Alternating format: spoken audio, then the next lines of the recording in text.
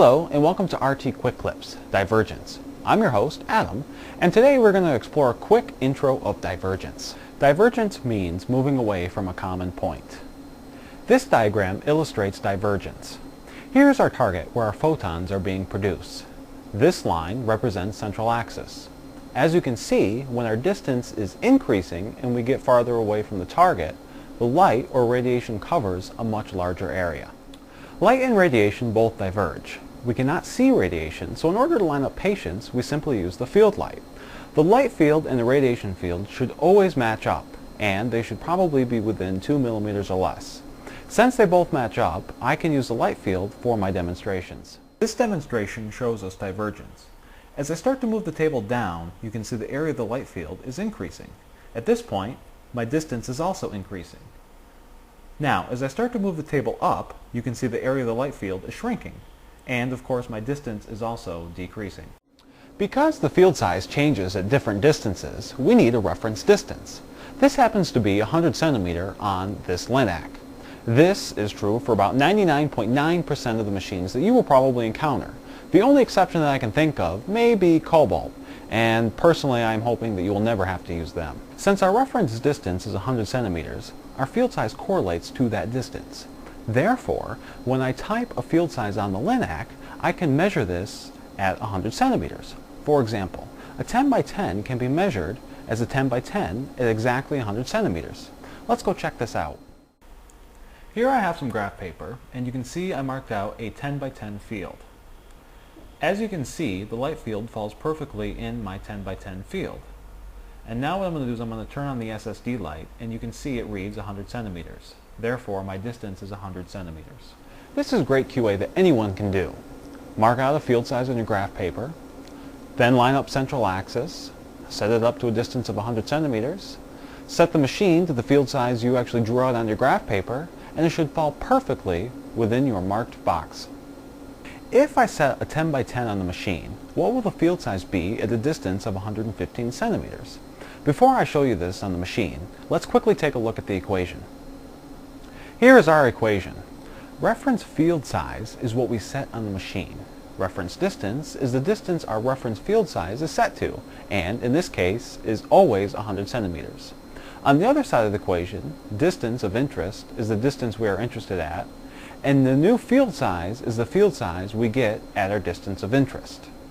So in this case, we have a 10 by 10, and we want to know what it acts like at 115 centimeters away.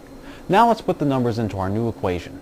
The 10 goes here in the reference field size because we set that on the machine. Our reference distance is 100 centimeters. We are looking for a field size at a distance of 115 centimeters. So the 115 is our distance of interest, and our new field size is our variable. So I'm going to place an x here. Solve for x, and you get 11.5 centimeters. So now let's look at this on the machine and see if we come up with the same answer. As you can see here, we have a 10 by 10 set up on the machine. Here's the graph paper, and it's set to a 10 by 10. Here's the mark that I have placed for the 11.5 field size by 11.5 field size that we expect to get. Now right now I'm exactly 100 centimeters away, and the SSD light proves that. And what I'm going to do now is I'm just going to simply drop the table down until we become 115 centimeters away. And as you can see, we're at 115. I'll turn off the SSD light so you can see, and that falls perfectly with the 11.5 by 11.5 field size. Before we continue, just one quick note about divergence. At central axis, which is located here, we have no divergence. So let's now see how this works. Again, we have our 10 by 10 field size set up to a distance of 100 centimeters. So what I'm going to do now is I'm going to bring in one of my jaws to 0, and as you can see, it comes right abutt to central axis. Now what I want you to do is I want you to pay attention to both central axis, and I want you to pay attention to this side. The theory is that there is no divergence in central axis. So what I'm going to do right now is I'm actually going to prove that. So when I drop down the table like this, you will see that it stays right on central axis. It does not change at all. Meanwhile, everything else, this side, and of course this side, keep diverging out, but this one stays perfectly on to central axis. Let's say I want a 45 by 45 field size, but I can only set a 40 by 40 on the machine.